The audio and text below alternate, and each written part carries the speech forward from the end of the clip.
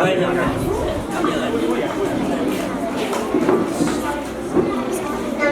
मेरो नाम मन्पा खड्का र मेरो साथीको नाम एलिसा भास्करा हो।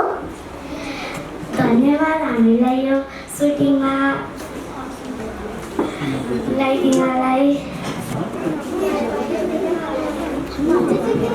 हामीलाई यो सुटिङमा राखेर राम्रो लाग्यो धेरै नि, र धेरै धेरै धन्यवाद छ। आफूलाई भिडियोमा हेर्दा कस्तो लाग्यो? राम्रो। त्यही भन्दैन त्यही बनाएर लागेको हामीलाई यो भिडियोमा पर्फर्मेन्स गरेर राम्रो लाग्यो। धन्यवाद मन्दिरलाई। म यसै गरी अब फिडब्याक टेस्टको लागि राजेन्द्र पौडेल सरलाई म स्टेजमा बोलाउँछु।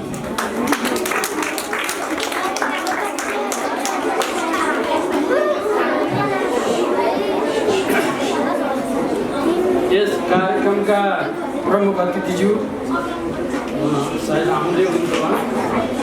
यो वरिष्ठ गीतकार साहित्यकार मेरा प्रेरणाका स्रोत रामबाबु सुवेदीज्यू, एउटाका जिल्लाध्यक्षज्यू, डाइरेक्टर, यस गीतका डाइरेक्टर सर, सम्पूर्ण म्युजिसियनहरू, सरहरू, टिम, स्कुलको प्रिन्सिपल सर लगायत सबै सर म्याडमहरू र प्यारा विद्यार्थी भाइ बहिनीहरू, वास्तवमा आज यस्तो संयोग परेछ कि वरिष्ठ गीतकार साहित्यकार रामबाबु सुवेदी र मेरो एउटै गाउँ, हामी एउटै हावापानीमा जन्मेका मान्छे हौँ र उहाँले वास्तवमा मलाई चाहिँ एउटा प्रेरणा दिनुभएको छ साहित्यमा लाग्नेको लागि, जसका कारणले गर्दा मैले अलिकति साहित्यतिर आफूलाई चाहिँ अभिप्रेरित गर्ने एउटा सुनौलो अवसर प्राप्त गरेँ। म भाइ बहिनीहरू जस्तै जब म 3-4 कक्षामा पढ्थेँ त्यति बेला चाहिँ उहाँले लेखेका कविताहरू अत्यन्त यस्तो मार्मिक कविताहरू उहाँले लेख्नुहुन्थ्यो, जसको प्रभावले चाहिँ म पनि अलिकति साहित्यतिर अलिकति इन्ट्रेस्ट लाग्न थालेँ र मैले त्यो बेला उहाँले लेखेको एउटा कविता अझै पनि मलाई सम्झना छ।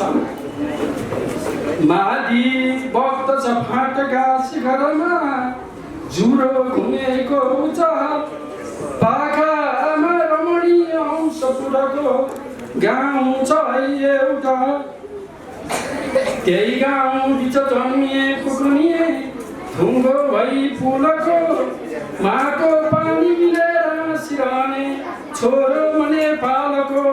यस्तो कविता उहाँले लेख्नुहुन्थ्यो। केही प्रेरणाले मैले पनि अहिले 4-5वटा कविता सङ्ग्रह प्रकाशित गरिसकेको छु, ताकि म एउटा प्राविधिक विषयको मान्छे भए पनि नेपाली साहित्यमा केही गर्नुपर्छ भन्ने हिसाबले त्यो प्रेरणाले मैले चाहिँ कलम चलाएको छु। र अर्को पनि मलाई के लाग्यो भने यसमा सेयर गर्नुको उचित होला नहोला, एउटा चाहिँ उहाँले जुन एउटा अभियान चलाउनु भएको छ अत्यन्तै यस्तो सार्थक सान्दर्भिक अभियान चलाउनु भएको छ। हाम्रा भाइ बहिनीहरू, हाम्रा बच्चाहरू चाहिँ खालि विदेशी फिल्महरू, विदेशी गीतहरूको उसमा डान्स गर्ने, नाच्ने, विदेशीहरूको प्रभावमा पर्ने त्यो खालको अवस्था नहोस्, किनभने संस्कृतिको हिसाबमा, प्रकृतिको हिसाबमा, क्षमताको हिसाबमा हामी सबै कुरामा हामी अब्बल छौँ। वास्तवमा यति हुँदा हुँदै पनि हामी आफ्नै संस्कृतिको, आफ्नै रीतिरिवाजको, आफ्नै प्रकृतिको गीत किन नगाउने, आफ्नै देशको गीत किन नगाउने, हामी किन विदेशीका गीतहरू गाउने, विदेशी गीतहरूमा नाच्ने, त्यो चाहिँ एकदमै यो अत्यन्त सान्दर्भिक छ देशको लागि, यो धेरै राम्रो कुरा छ। यसैको लागि पनि मलाई यो प्रायोजन गर्न अत्यन्त एउटा हौसला पनि मिल्यो। वास्तवमा एउटा कुरा के हुँदो रहेछ भने कतिको टाइम छुट्टी छैन, त्यो एकपल्ट मलाई लाग्छ हाम्रै बुढा पिछेको हल्दीको हुन्छ जस्तो लाग्छ मलाई। अलिक 15-16 वर्ष अगाडिको कुरा, मेरो बाबु चाहिँ रिलायन्समा पढ्थ्यो। त्यो बेला के हो भने म ठक्क अफिसबाट आइरहेको, बाबु चाहिँ स्कुलबाट जाने बित्तिकै अगाडिको ग्राउन्डमा चाहिँ एकदमै दममाटरीमा खेलिरहेको त्यस्तो खालको चाहिँ मैले देखेँ।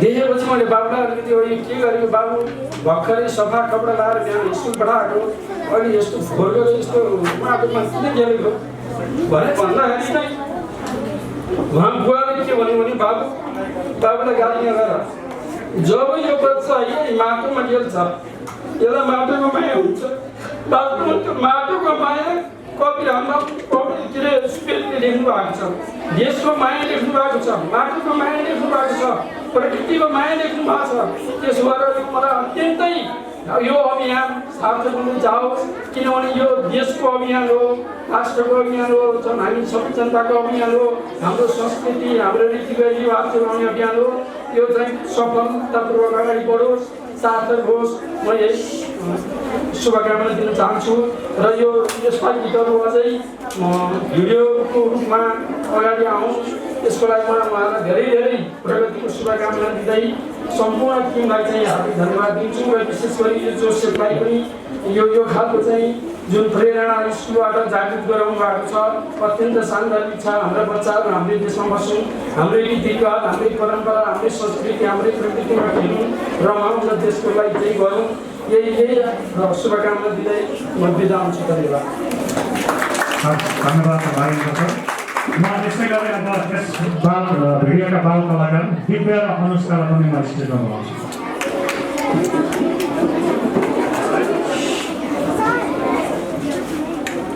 नमस्कार मेरो नाम अनुष्का ढुङ्गाना हो र मेरो साथीको नाम दिव्या ढुङ्गाना हो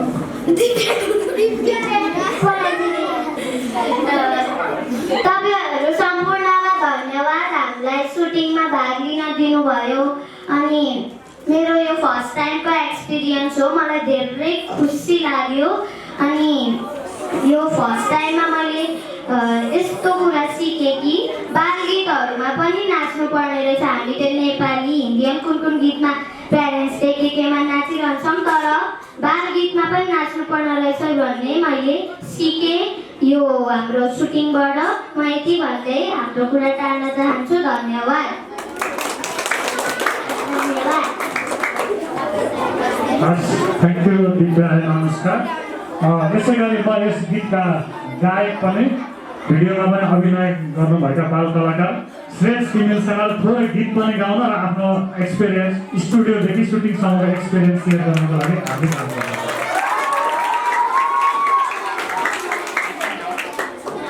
नमस्कार म मलाई सुटिङमा गएर धेरै रमाइलो लाग्यो सुटिङमा जाँदा धेरै रमाइलो हुन्छ तपाईँहरू पनि आउनु होला सुटिङहरूमा अनि मलाई गीत गाउन दिने राम्रो सुन्दै सरलाई पनि म धन्यवाद दिन चाहन्छु गीत गाउन दिनको लागि धन्यवाद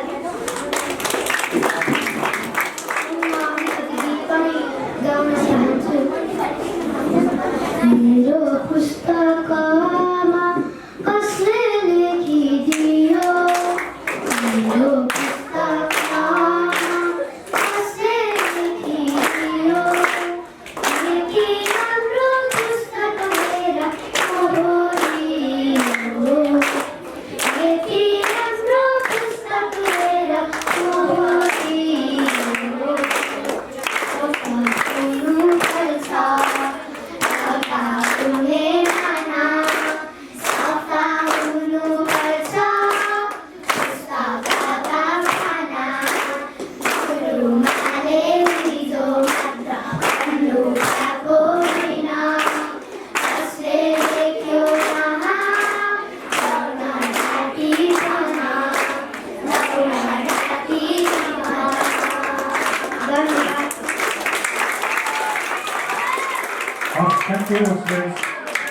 यसै गरी यस स्कुलको इन्चार्ज र हाम्रो प्रोजेक्टको कोअर्डिनेटर मुना भिकार म्याममा पनि आफ्नो फिडब्याकको निम्ति स्टेजमा बोलाउँछु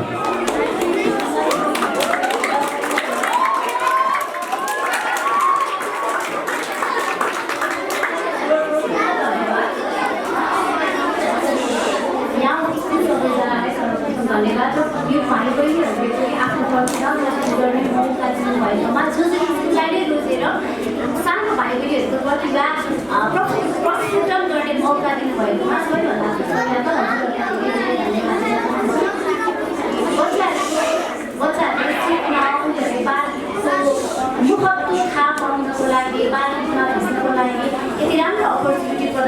भएकोमा हजुरहरू सबैलाई धेरै धेरै धन्यवाद प्रदान गर्दै मैले पनि यस प्रोग्राममा केही सहयोग गर्ने मौका पाएको थिएँ, त्यसमा पनि हजुरलाई धेरै धेरै धन्यवाद।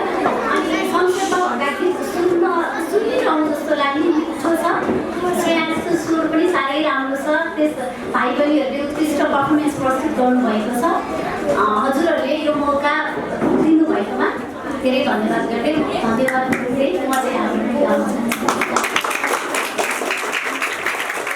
Thank you ma'am. म यसै गरी हाम्रो कुशल गुरुङलाई पनि म स्टेजमा आफ्नो सुटिङको एक्सपिरियन्सको लागि स्टेजमा बोलाउँछु।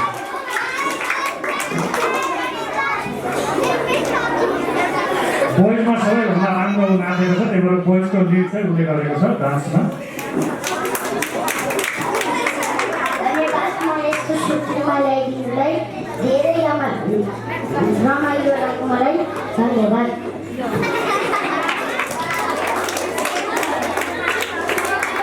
हस्, धन्यवाद। Short and sweet. म अब यस कार्यक्रममा फिडब्याकको सेसनमा जाँदैछु।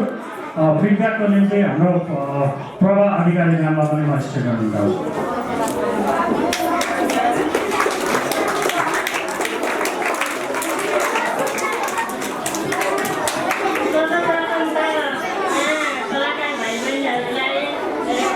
धेरै धेरै शुभकामना। धेरै राम्रो नृत्य हेऱ्यो, धेरै राम्रो लाग्यो। हाम्रो सानो बालबालिकाहरू भनेको भोलिका कर्णधार उहाँको फुल्दै गएको बच्चा भोलि गएर यसको कर्णधार हुन सक्छ, त्यो हामीले बुझ्नुपर्छ। हाम्रो बच्चा त हो नि यस्तो हुनु उस्तो हुनु भन्ने कुरा हामीहरूले नसिकाउँ उनीहरूलाई, किनकि उनीहरूको जिन्दगीमा सानैबाट पछि गएर त्यसको कर्णधार हुने हो कि। त्यसैले हामीले बच्चा धामले हेर्ने होइन, हामीले उनीहरूलाई भोलि पछि त्यसकै कर्णधारको रूपले हेर्नुपर्छ।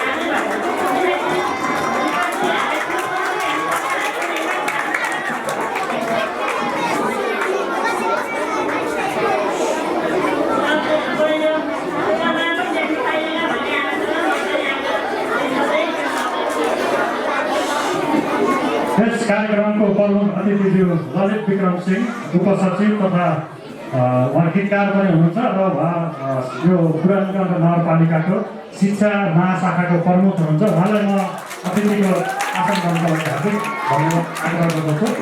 त्यसै गरी बुढानीगञ्ज नगरपालिकाबाटै स्व व्यक्ति जय कुमार श्रेष्ठजीलाई पनि म अतिथिको आसन गर्नको लागि हार्दिक आग्रह गर्दछु।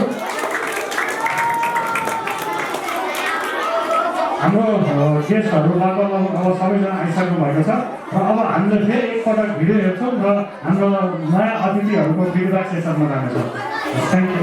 एकचोटि फेरि बत्तीहरू